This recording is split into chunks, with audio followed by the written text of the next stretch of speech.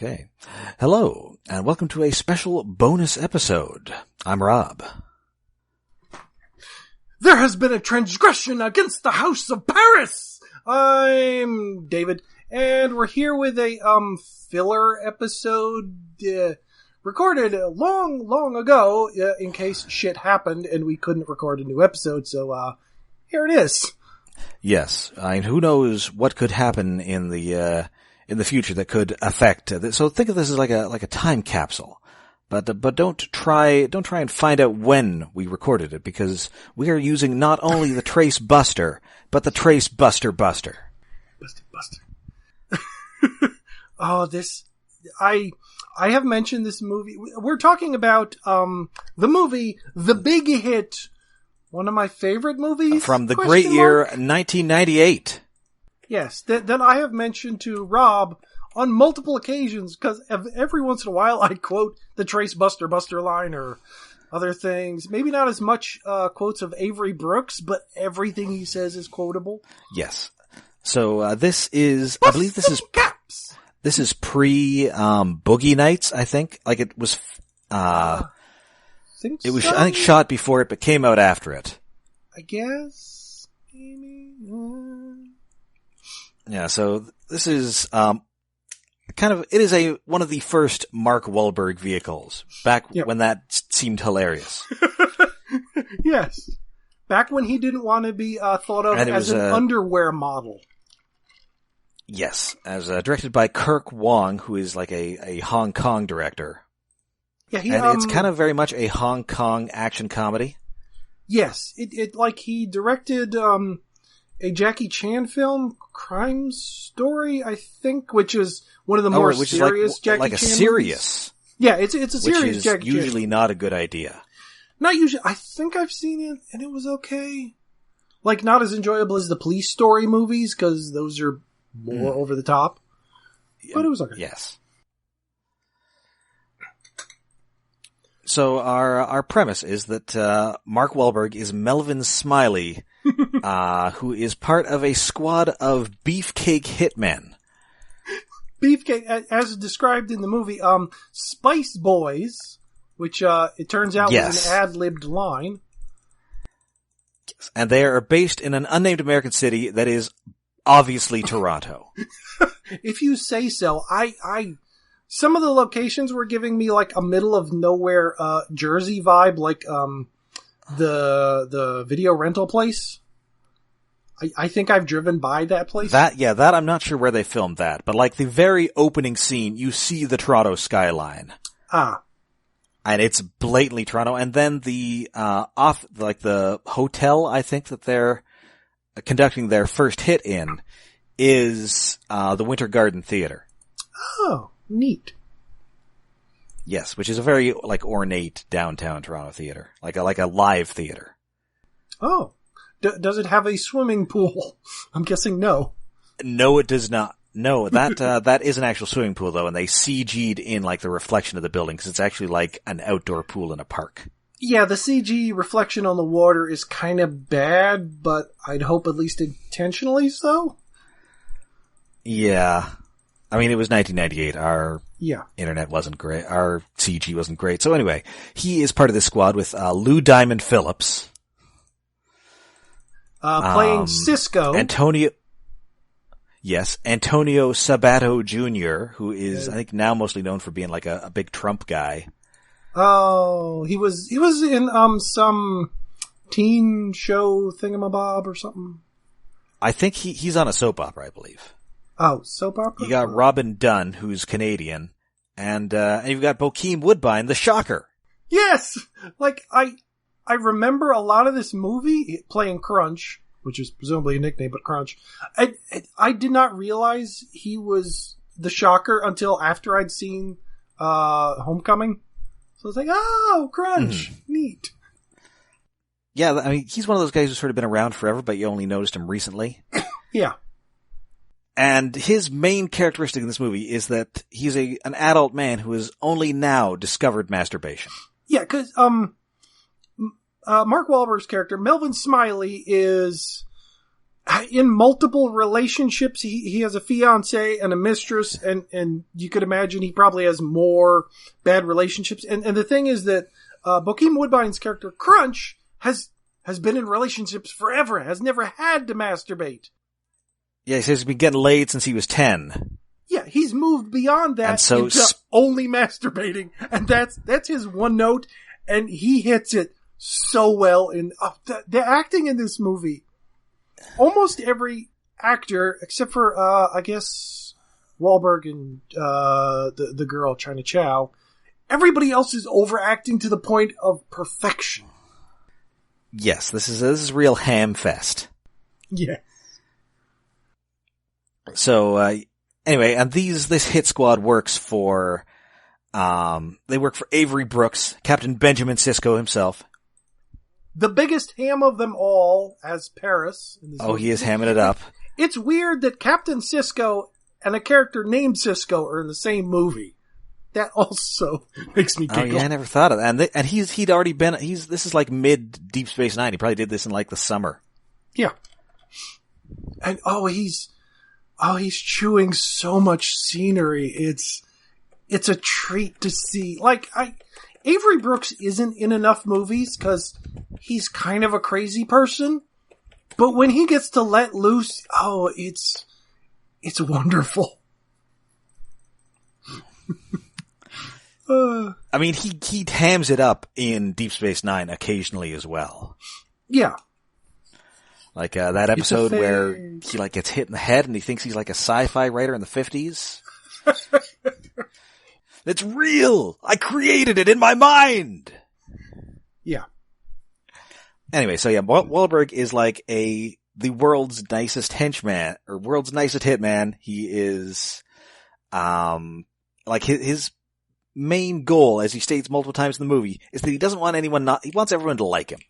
Which, like, to a pathological point, like, he seems like a nice, nice guy who's always courteous and kind, but he's also a killer, so he's like a pathological maniac. Yes. But it's Mark Wahlberg being calm and understated and seeming like a naive little boy who just kills people. Yeah, I kill people for a living, but I actually like people. Yeah, I mean, there's also the whole thing where he's engaged to Christina Applegate, TV's Kelly Bundy. Playing, Pam Schulman in, exaggerated Jewish, I guess?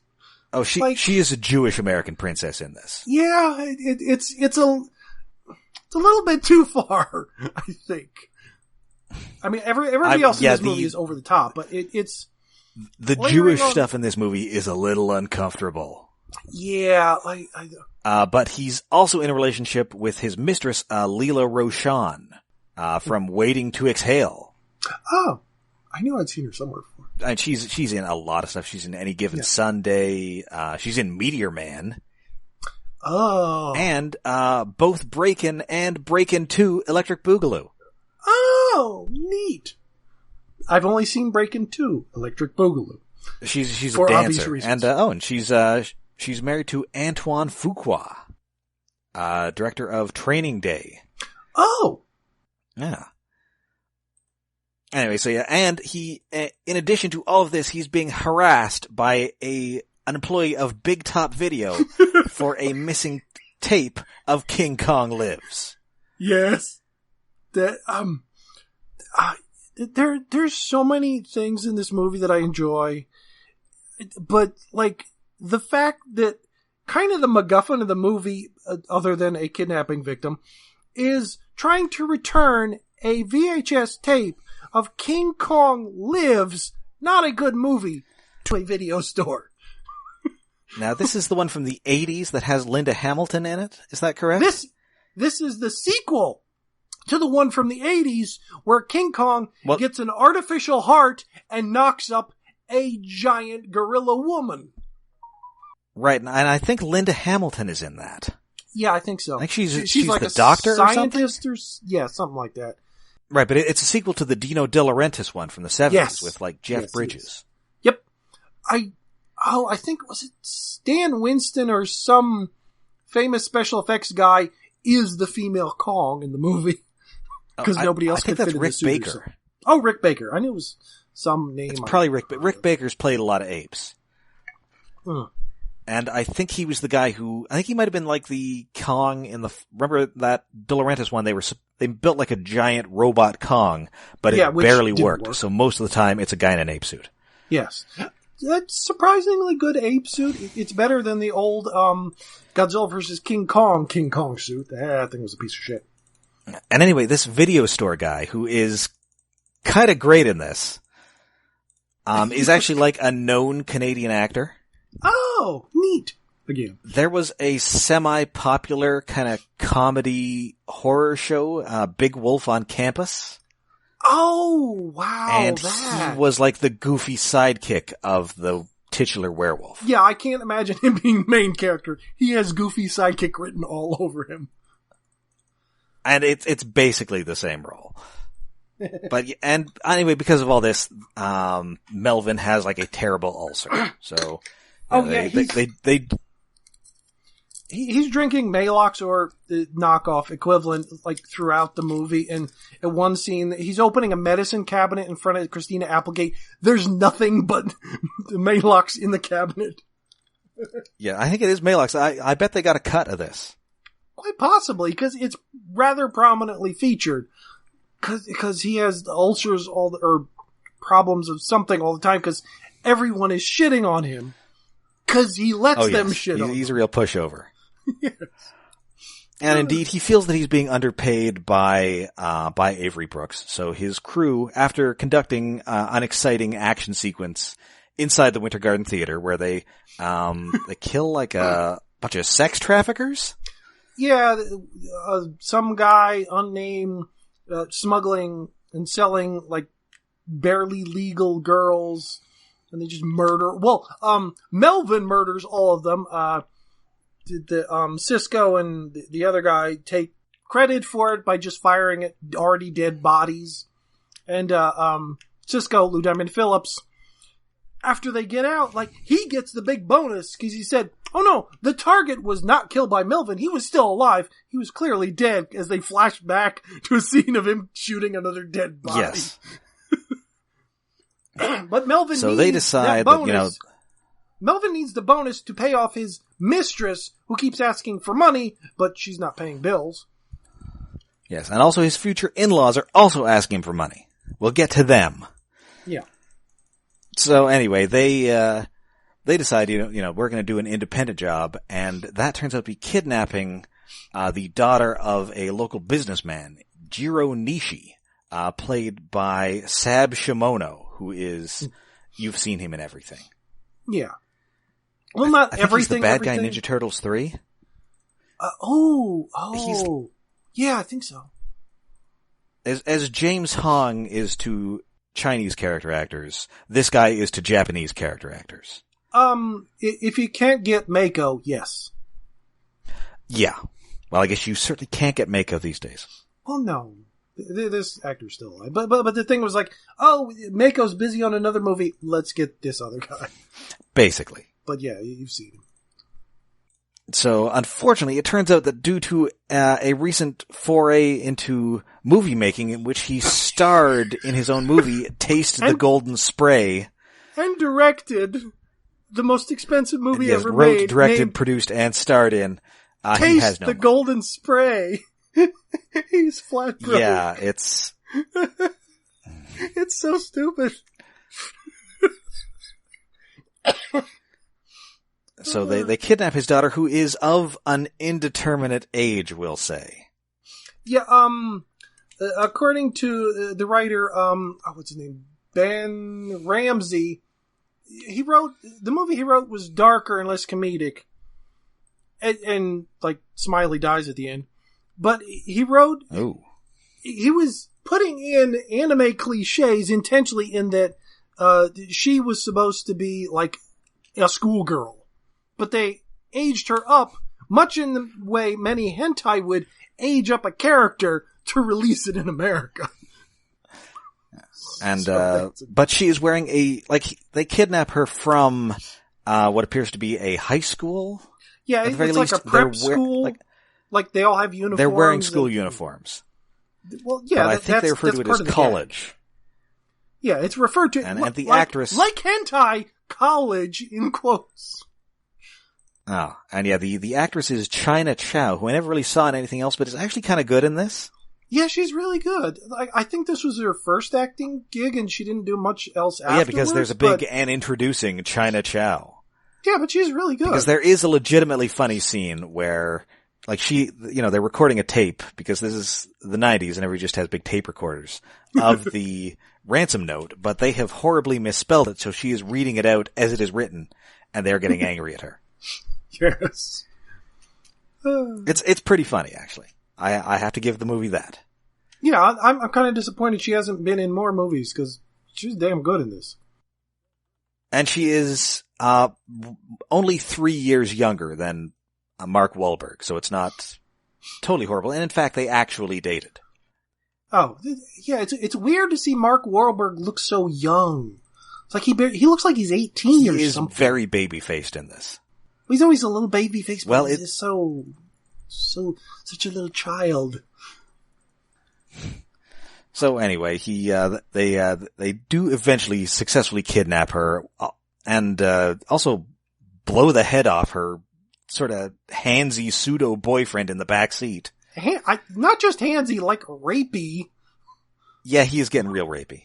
Yeah. Oh, and so he gets gruesomely murdered. They only actually kidnap her because they wanted to bump off the limo driver who her dad had to pay with money borrowed from his lawyer. And the limo driver drives past them as they're arguing, stuck on the side of the road, and Crunch is complaining about jacking off again.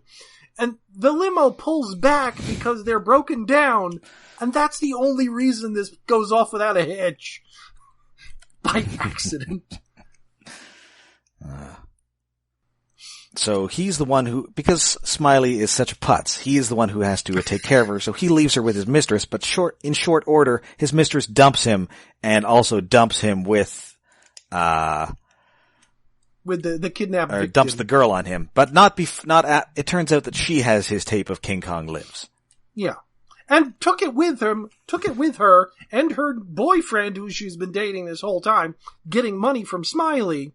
And they leave with the tape, with the money, and drive off with bad directions. Which comes back to bite them. And so he's got her at home, and then he also has to deal with his future in-laws, played by the great Elliot Gould. Oh, I forgot Elliot Gould was in this movie. It's like, Oscar nominee Elliot Gould, and Big Barda herself, Lainey Kazan. Yeah, if you've seen old comedy movies, you've probably seen her and Elliot Gould. Elliot Gould is just Elliot Goulding all over this movie. Oh, I mean, they are both... He's just in the background. They're playing kind of uncomfortable Jewish stereotypes. Yeah, I mean, I love this movie, but there's some things where it goes a little too far, and the Jewish stuff is like the main culprit. But, I don't know, but Elliot Gould, he's a lovable drunk. Elliot Gould is always entertaining, and anyway, the deal is that Lainey Kazan is addicted to plastic surgery, and Elliot Gould is a problem alcoholic, and they both spend too much money, and they need money from Mark Wahlberg. Yeah. And there are a bunch of hijinks where he is trying to keep this kidnapped girl from anybody seeing him. Yeah. The movie literally becomes a farce at this point, with the kidnapped victim hopping around, handcuffed and legs bound and gagged, hopping around out of sight of the Jewish in-laws and sneaking into the bathroom and in and out. There's door drama, like a Scooby-Doo episode. It's like the end of an episode of Frasier. Yes. Unfortunately, it turns out that that her dad and Captain Sisko are buddies. So now he is on the trail of these guys, and this ends up in curtains for poor Gump. Yeah. It's because her dad, what is it? Jiro Nishi gets a phone call while he's about to commit Harikiri Seppuku, whatever, about to cut his belly open while singing opera. Oh, right, I forgot about that. He gets a phone call, and they fuck up the phone call because Lou Diamond Phillips, the tape recorder, he has everything he recorded of her misreading the ransom note. And he hangs up the first time. He goes back to singing opera, about to kill himself again, gets another phone call, then gets the proper message about they're about to kill her. And, the Trace Buster scene, cause, unmentioned, member of their crew, Gump, who's an idiot with an odd speech impediment where he can't remember words and he stutters a bit. Like, he has a Trace Buster so they can't track his number. But of course they would have a Trace Buster. But he has a Trace Buster. It's ridiculous because he keeps forgetting the word trace, and Lou Diamond Phillips is eating Chinese food. That's dumb. But anyway, they do get the message, and he immediately calls up Avery Brooks as Paris, who's with his family in a nice evening, and it's his goddaughter they kidnapped, and he calls up Lou Diamond Phillips after he made the ransom call to come get his ass over there. And then, the speech Avery Brooks gets, like, he's verging between Shakespearean and just plain insanity while swinging around a golf club. He's having a lot of fun with this.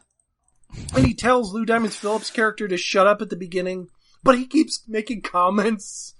He keeps glaring at him.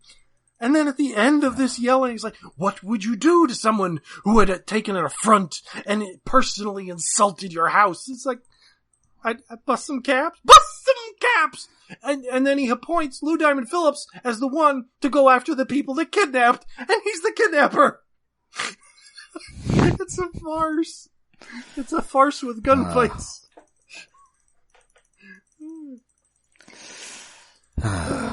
So anyway, he ends up letting her, out of her bonds, and they kind of cook dinner together for a little while. After there's a creepy they kind scene of bond. After there's a creepy scene where he lets her go to the bathroom by pulling up and down her underwear, which is a very bad anime scene. But yeah, they're cooking a Passover real dinner. Bad anime vibes.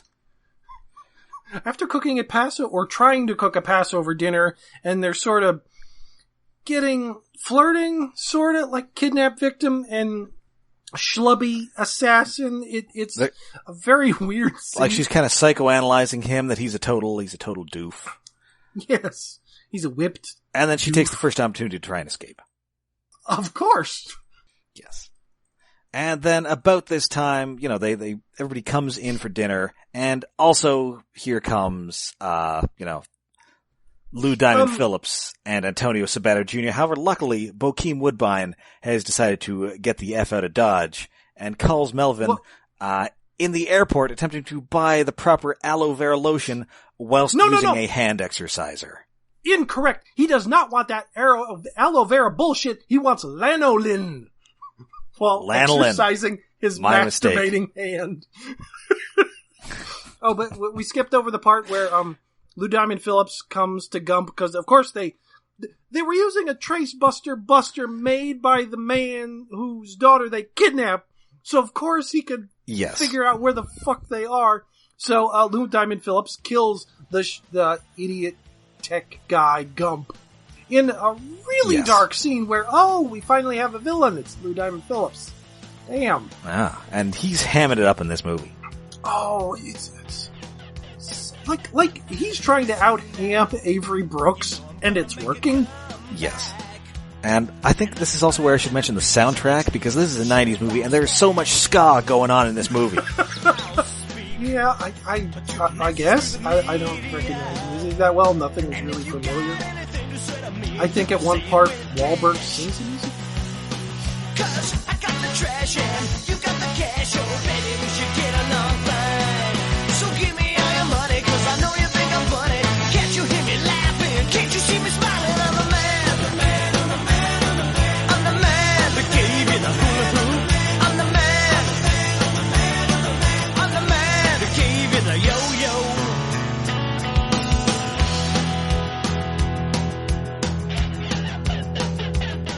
Kung Fu There is a ska cover of Joe Jackson's I'm the Man. Oh, that song. Yeah, that plays a few times. That's kind of Smiley's theme. It's the ending song because his last line is I'm the man. It's over the top. Anyway, so yeah, the assassination squad busts into his suburban house. Oh, and I'll also note that there is a brief scene where Melvin is mocked by one of his neighbors, who's played by prominent Canadian voice actor John Stalker. Huh.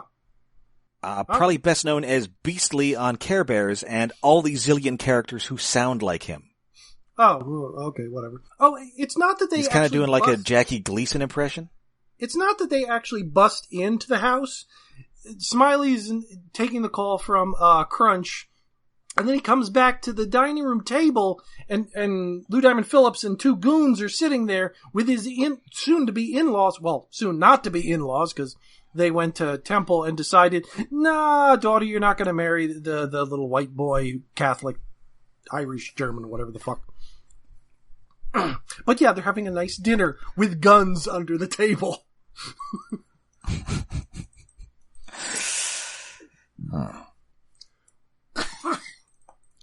So yeah, this all culminates with Elliot Gould puking on Lou Diamond Phillips. After giving a twisted, broken, insulting, look who's coming to dinner kind of speech. Yes. So, yeah, there's a shootout. The Shulmans flee after, Pam and Melvin go their separate ways. Yeah, there's a line as Christina Applegate is sneaking away, and Mark Wahlberg asks, "Are you breaking up with me? Bro, there's a Pats game this weekend. I got 2 tickets." Yeah, well, he's in Toronto, so if anything, he's going to see the Argos. I don't think he's a fan of the Argos, bro. That's going to depress him. Watch the whole game. They missed the 4th down. I don't get it. There are only 3 downs in Canadian football. I know. It took me a second to get that. It's Elliot Gould isn't seen, but presumably not shot to death because he's in between Wahlberg and Lou Diamond Phillips as they're having a shootout in their house. Yeah, so Melvin and Keiko escape together, and I keep saying Keiko because I've been watching. Speaking of Star Trek, I've been watching Next Generation, so I'm just slipping into Colm Meaney's accent. Keiko. I can't get the replicator to make the right kind of potatoes. Which just makes me think of that comic where O'Brien is just this sad guy who's never visited in the transporter room, whatever that webcomic is called. It's pretty good. Yeah, it is. So while they are escaping, they run into Chantal. They run into breaks everybody. Up with her. Yeah, it's a veritable mad world out there. I half expected them to run to Spencer Tracy. Yeah, it's a 4-car crash with the limo with Avery Brooks and her dad and Wahlberg and her and the hitman and Lou Diamond Phillips and the mistress with her money and the videotape. And Wahlberg after the crash, Wahlberg gets out of the car, goes, picks up the money and the videotape, yells at his ex-mistress, doesn't shoot him because he's a nice guy and doesn't want people to hate him, and then proceeds to try to take the videotape back to return it as he's escaping with his new maybe girlfriend kidnapped victim, and of course Lou Diamond Phillips goes back to chase after. Oh no, wait. No, he chucks a grenade in the car that had the henchman and right. He thinks right. And there are a bunch of explosions, and I think he thinks he's dead. But which is a repeated he goes to thing. this Big Top video, and I gotta say this was giving me some real this was some good set dressing because I could practically smell that video store. Yeah, I couldn't smell it, but I think I've been in. Well, this is a weird 2-level video store that I've never been in, but it reminded me of many video stores. I could feel the carpet under my shoes, and it has almost nothing but trauma posters. Yeah, there are way too many trauma posters. Yeah, there's Toxic Adventure 2, Kabuki Man, Tromeo and Juliet. Hey, James Gunn wrote that. And indeed, the video store guys there. I also like there's a wall of Polaroids of bad customers. Yeah, I don't remember any video store ever having that, but no, that's ridiculous. I've been to some cheesy video stores that probably would have wanted to do that. Who else is demanding King Kong Lives? I know, it's ridiculous. Nobody at that time. I would watch that movie again though, but it's not a good movie. And then there is a giant fight in this video store. Yes. Between Smiley and Cisco. At one point we get a glimpse of the adult section, which is, on the door of which is a poster of Bokeem Woodbine as their customer of the month. No, it's that got a big really, stupid laugh out of me. That's such a good gag that really doesn't need to be there, but it's big posters like #1 customer of the month for the adult section in small print. Just giving thumbs up. It's so stupid. Yes, that's what I love about this movie. It's so ridiculously stupid, but it just goes all out because they're having a massive 2-level knife fight. Well, Lou Diamond Phillips has nice, Wahlberg doesn't have anything. Just all over the store, swinging from a chandelier of metal and pipe hanging from the ceiling that no video store would ever have, but it has the trauma posters hanging from it. So eventually, Lou Diamond Phillips gets stabbed in the chest, but he has like one of those dead man switch grenade things. So Melvin... No, it's not... Melvin has it. I don't know why he has it. It's on his person, and then Lou Diamond Phillips grabs it in his death grip. Yes. As he's dying, talking about wanting to sail away on a boat and maybe shoot some dolphins. Yes. And as he's dying, it gets set together because there was the same kind of explosive earlier in the movie. The two liquids come together and big fucking explosion. Yes. So however, he survives this explosion. I know. So yeah, Sab Shimono and Avery Brooks think he's dead, but in fact he lived by surviving under a giant solid gold stand-up made for Taste the Golden Spray. The most expensive movie standee ever made. Yes. It was well made. Which is another dumb joke. So he picks up Keiko, and they go, and I guess they somehow get, Lou Diamond Phillips' boat.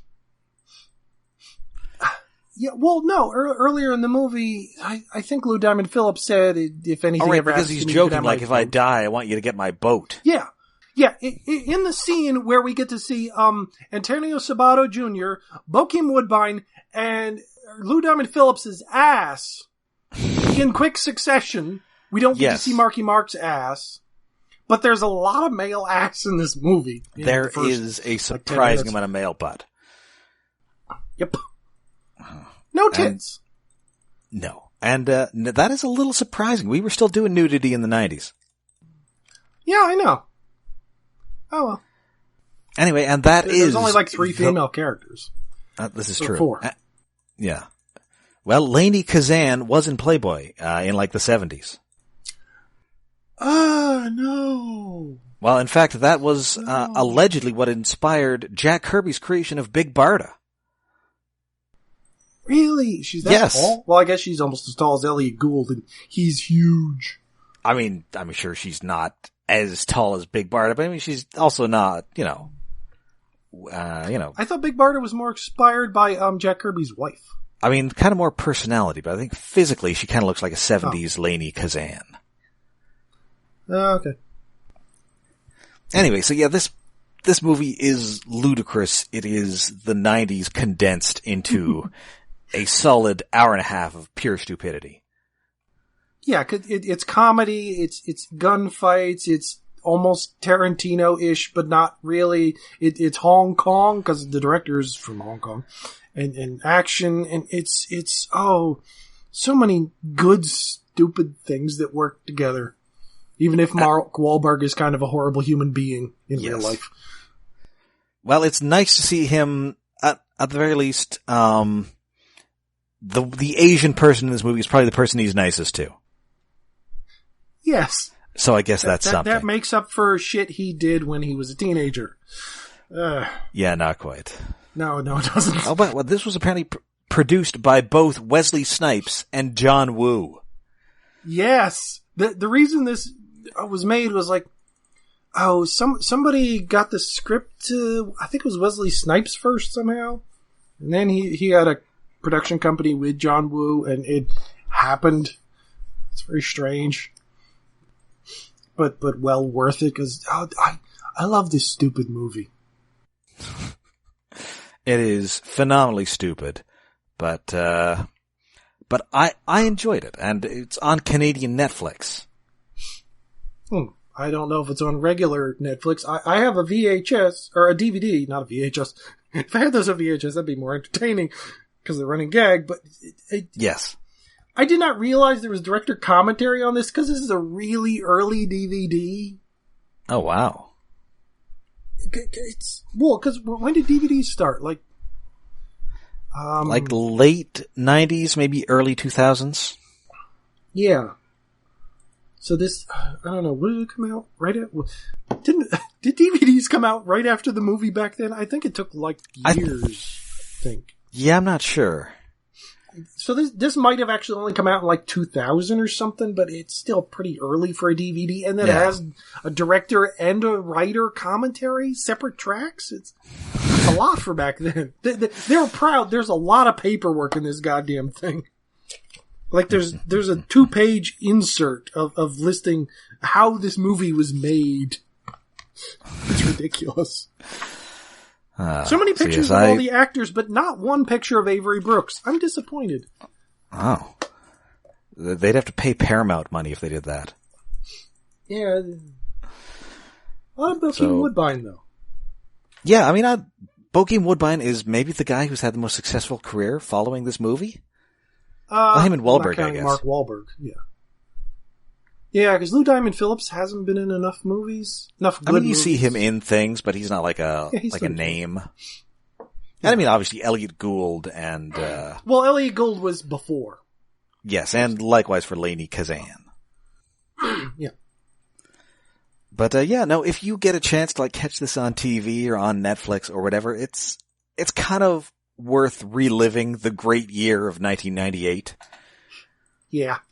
And also, of course, Torontonians have fun playing Spot the Location. Sure. So I hope you've enjoyed the episode, and please join us next time. Until then, I'm Rob. I'm David. Bust some caps. Trace Buster, Buster, Buster.